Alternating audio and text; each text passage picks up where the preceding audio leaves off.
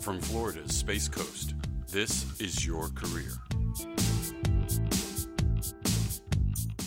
Welcome to Your Career. I'm Debbie Featherston, your host, and with me is Donna Anselmo, president of Bold Marketing Solutions.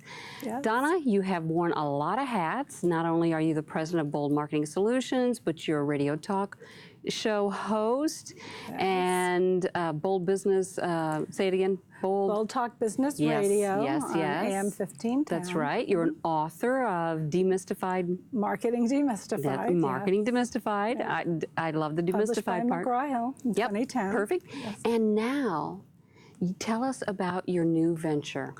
I'm really excited, Debbie, to be here and talk about this. I'm partnering with a psychologist in New York, Dr. Diane Kramer, and we've developed a program. Actually, I have to give Diane the credit because she started the development long before I joined her. But it's called The Extraordinary Self. And we were doing personal development, professional development in person with individuals and groups. And we decided to move it online, so it is now extraordinaryself.com, and we have built an e-learning portal. And people who are interested in changing up their lives a little bit to achieve more success, more satisfaction, just feel better about themselves and their relationships in general, can come to this online portal, choose courses that will help them. Well, that's fantastic. And I really wanted you to be on this show so we could talk a little bit more about what's some of the thought process that you go through when you're really transitioning from one business to another or one role to another, right? Right. Well, So- in this case, it helped that we had spent so many years really thinking about the business model and what the product is that we're bringing out. But now we're shifting from bricks and mortar, come to us Right. in the workplace and we will work with you, to you never had to meet us and you can come and enjoy our programs online. So there are a lot of differences when you're taking a program online, but some of the same basic business things need to be considered. Like you have to know, what is it that your audience wants? And a lot of times we know the program that we want to deliver, we know the product we want to make, and a lot of us just kind of put out there what we intend to sell. Mm-hmm. And if we don't first really get some feedback from customers before we do that, sometimes we put out the wrong product and then we don't get the responses we want. So when you're doing online marketing, it's really important to understand who is out there, what the problem is that those people are experiencing, so that you can give them a solution that matches their need. What really led to the shift from the bricks and mortar to the online, though?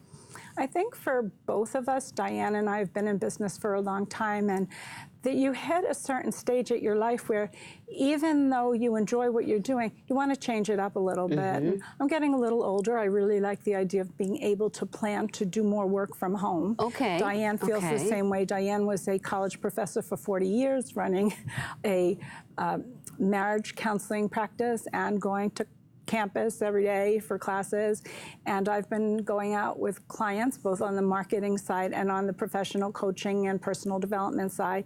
And it's nice to be able to say, you know what, being able to put a business online gives you a lot of flexibility in your life. Absolutely. And one of the things I'm thinking about is it may be a perfect time to do that.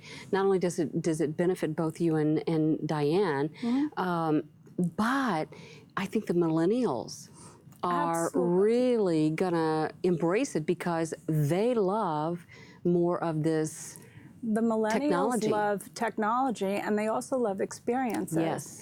And our courses are designed to walk you through the scenarios, the visualizations of the life that you want.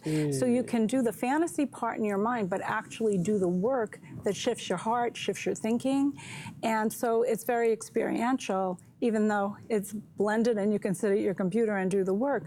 But the work doesn't stay in your computer, it stays in your head, so you're going to carry it with you. And I'll share with you for a moment why we called it Extraordinary Self. Yes, thank you. I was curious about that. People operate in different modes. Some of us are really super successful. Some of us are successful some of the time, and some of us just kind of can't get out of our own way. So and I think sometimes we're all in those buckets, right? So Agree. if we want to get to be really confident in our own personal power, able to get the results that we want more consistently, we need to have the skills and the awareness of how to use those skills to make the changes that we need to make to get the results that we want to get. Some of us operate in ordinary mode. It's the way most of us do. You flap up, you get all excited when you get really good feedback and things are going really well. You feel dejected and deflated when things don't go as well. And so it's a constant up and down state with variable results. But when you develop the skills and the attitude and the mindset that you really need, essentially the inner mastery, to have that success, a big success more consistently, that's when we say you are being your extraordinary self. And that you've just hit it, the inner self, the mastery of the inner self. Right, so what we have developed actually is a whole series of courses to help develop inner mastery, and then we have an ebook that's coming out in a few weeks, and by the time actually we're airing, it'll be there, great. right? So you can go to extraordinaryself.com and get our ebook on inner mastery. So inner mastery is about being able to change the thoughts and automatic patterns in your head that pull you off track and get you to be more conscious and aware of what it is that you want and how you can shift your thoughts and beliefs to get what you want. And I would imagine that, this is a process that both you and Diane went through to make the decision to partner in building this online business. Right. Because there probably were, some little chatter in the background, oh, I can't do this, or that's going to take a little bit more. What do you feel has been the greatest challenge in this process? I think that you have to think differently when you are, number one, working with another person. You're bringing another person's own separate business venture together with yours to deliver something in a new way. So you have to be able to think about the other party.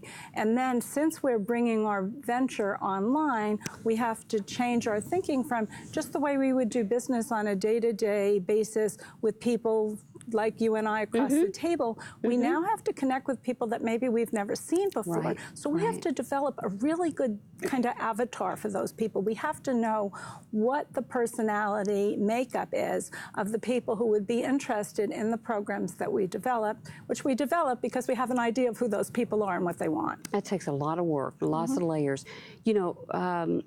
A lot of people, when they're starting another business venture like this, particularly when it's a little bit outside of their expertise and that there's a need to tap somebody else's knowledge, or you just need more people, more resources. We partner with others, and yet there's a high percentage of partnerships that just don't work. I think in our case, and I would say that this would probably carry over for many people, that it's really important to know and appreciate the people that you're working with, to have somebody that you can work with who sees the world similarly enough to you that you can work together without a lot of conflict, but maybe also sees the world in a slightly different way so that you're each able to leverage each other's skills and resources. Collaboration is about being able to bring resources to the table. Each party brings what they have to offer, and by pooling your resources together, you're able to bring something better out to your customers. So in my case, I was a marketing person. Diane Creamer is a psychologist. When you put us together, Diane gets the benefit of being able to reach more people in different ways because I can pick up all the marketing things that have to happen. I get to benefit because I get to see the world in a different way because I've gotten to work with Diane on the many inner dynamic pieces that she's worked with as a psychologist. Beautiful. What a nice collaboration. So how do you go about choosing, in general, just to educate and inform or give others some ideas, how do you actually go about choosing a good partner who can really advance, your initiative or career? Well, I think you have to look, you have to be open-minded, you have to get out into the business community and see who potential partners might be. You might notice somebody in a magazine or a newspaper and just be able to take that bold step and say, you know what, I think I have something to offer this person and I'm going to call them. So whether you met in person, whether you met at a trade show, whether you met at a networking group, the point to getting from saying, hey, this is a potential partner, to having a good partner and being able to really work together and collaborate with them is the point at which you say, I need to get to know this person. So you schedule the lunch, you schedule the dinner, you have a few meetings together. And as you do that, what's really important is to make sure that that person holds the same values that you do. I think values is the key, because if what's important to you is not what's important to me, we're not going to be good partners together. But if you both really believe in what you want to accomplish together, you have similar goals, and you have a heart that says, yes, you know, this is what's important to me, and I know it's important to you too. And then you can trust, because when your values are similar, you can trust what you think you're going to get from that other person, and they can trust what they're going to get from you. So values is a big piece of it. Almost sounds like a, you know, it's like a dating relationship, right? And trying to find a spouse, you know, you really need to find out and, you know, who that person is and what are their values, but also maybe, you know, what are some of their belief systems? What are some of their, what's their work ethic like? I think it's really important. You just triggered a thought for me. Diane Kramer, when she was looking for the right husband, she made a list. She wrote down all the criteria of what she wanted in a husband. Well, I would say and she found the perfect mate for her. What I would say is, if you're going to look for somebody to partner with, make a list of all the things that would make a person a perfect partner for you. How do you work? How do you make decisions? And if you want the partnership to work, once you have your goals set up and you can work out a plan to get to where you want to be, then it's really important to say, how do we make decisions? Can we make decisions together? How do we respect each other's choices when we want to go in a slightly different way? So it becomes really important to be able to give feedback to the other person in a respectful way, hold your position, and at the same time listen to what their needs are so that you can get to filling your needs and theirs at the same time. Yeah, because I think you've hit on a lot of great points here. You know, first of all, it's got to start out, well, you know, what do both parties bring to the table? You know, and then you're looking at the value system to make certain there's compatibility and some common values that I think you're right is probably pretty foundational. But I think also things like your work style and some other things.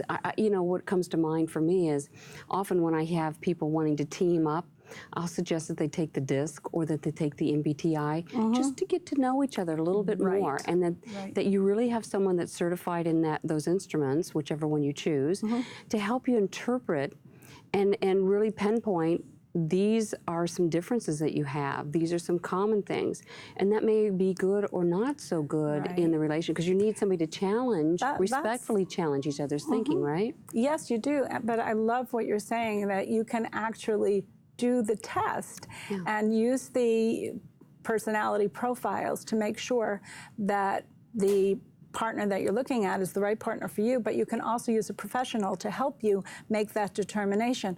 When I was working with partners in the past, one of the things that I found really helpful also was to consult an attorney. We had an attorney draw up a contract so that the contract would say, this is what your responsibilities are, this is what you're bringing to the table. And it's also important, as much as you don't want to think about it, to be prepared. What happens if the partnership does go awry? That's right. Things change.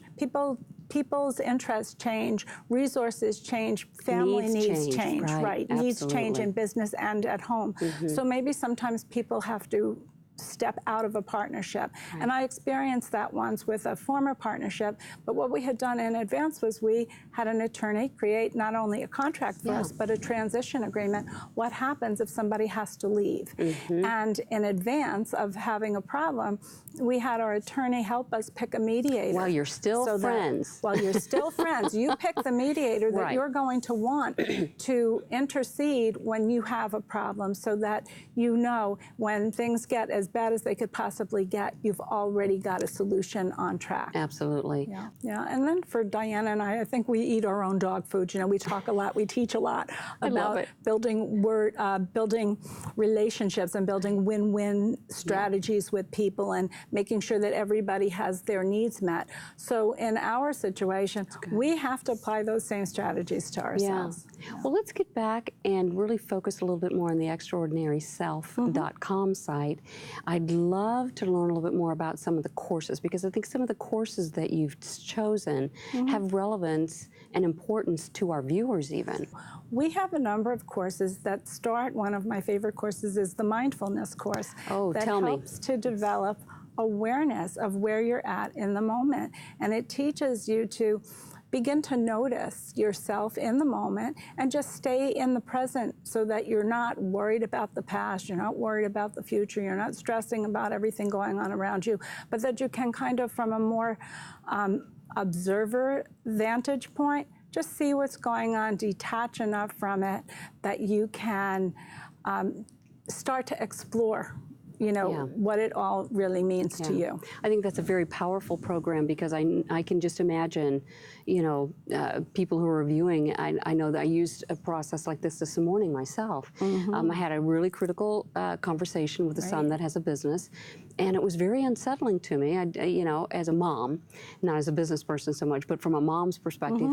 And before I could get my day, really get back on track for my day, I had to step in, because I had a mind full, but it wasn't, I needed to use the mindful practice, right? Mindfulness practice to just get recentered, right? Just clear my mind, and so I could really just be productive and laser focused on the task at hand. Right, so a lot of mindfulness is about being able to quiet yourself, to quiet your thinking, to use some meditative ability, to practice meditation, practice visualizations, to get into that space where you can just say, okay, stay calm and centered, and then take on what's going on around you, take it in. But you can take things in sometimes without being bowled over by them.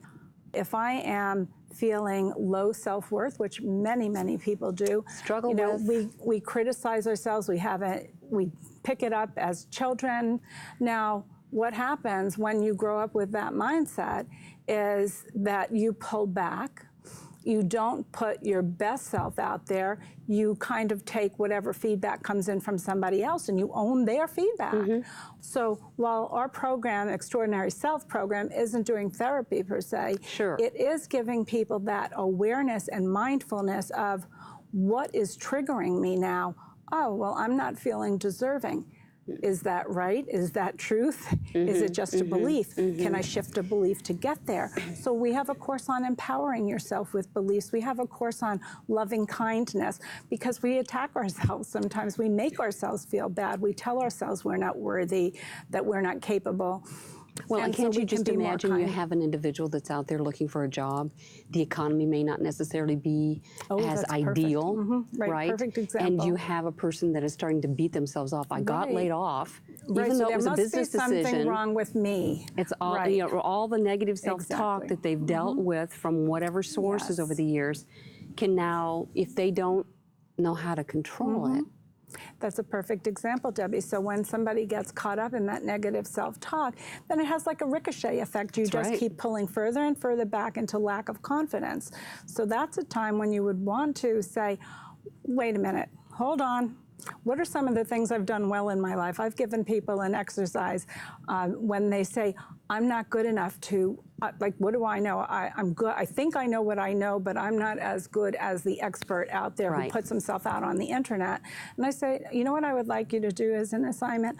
I want you to make a list of everything that you have accomplished in your life. And you can start right with graduating kindergarten, but start writing it down.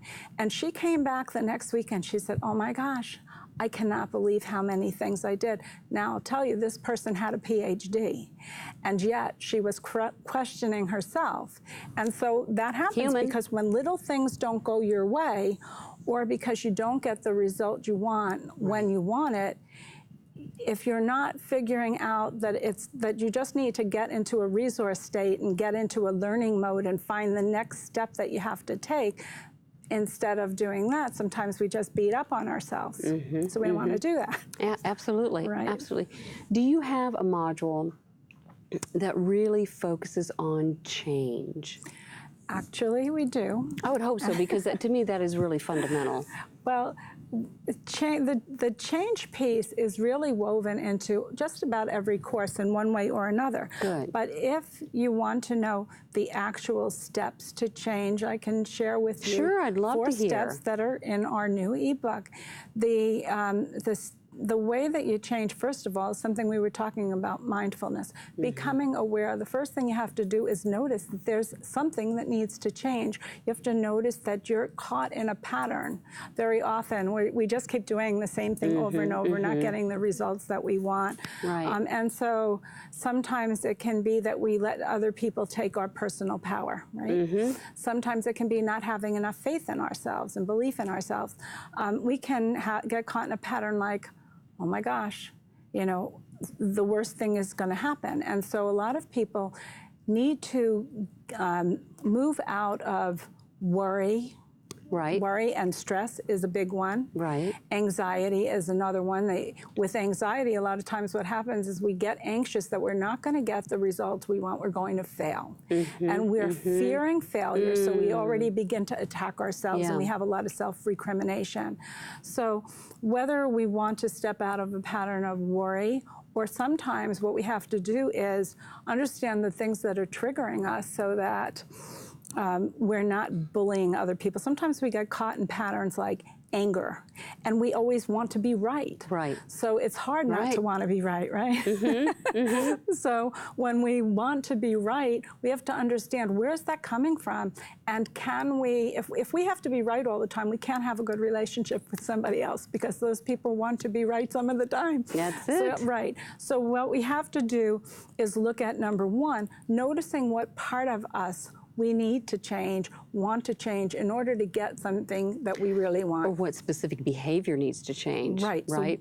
So we want to change our beliefs, the stories we've told ourselves to this point. We can want to change the way we're thinking about them, the inner self-talk. Okay? Good point. Good point. We can want to change our perceptions of things. And one way that I really advise is that you ask questions, because a lot of times we attribute motivation because we have a perception that somebody's action happened for a particular reason, and maybe that's not right. So if you don't ask the question, you don't know. But so we go through needing to identify what piece we want to change, what pattern we want to step out of.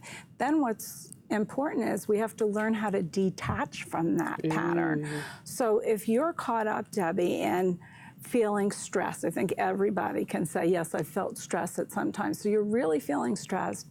You might say, holy mackerel, I'm stressed. I feel it in my gut. I feel it in my back. I feel it in my neck, right? Sure, so sure. If I'm feeling stressed, the first thing happens with noticing it. The next thing that we teach in the program is, once you become aware of it, you have to be able to detach from it as if you could be a clone of yourself sitting up on your shoulder and just watching what's happening without the emotion. And with practice, you can learn to observe a situation in the moment from a different perspective inside your mind. And we have a lot of exercises to show you how to do that. There's a lot of strategies for detaching. One of the easiest ways is if you're caught up in you're in a conversation with somebody, you're getting anxious. Take a step. One step to the right, one step to the left. Just change your physical reality a little bit. Sometimes taking that step is enough to remind you need to shift perspective. So then as you back up and you want to detach from that feeling, that trigger that's making you feel like things are not good, then you say, okay, let's explore this a little bit. And from my observing place, and say, what's really going on? Why is this feeling happening? What message am I getting from it?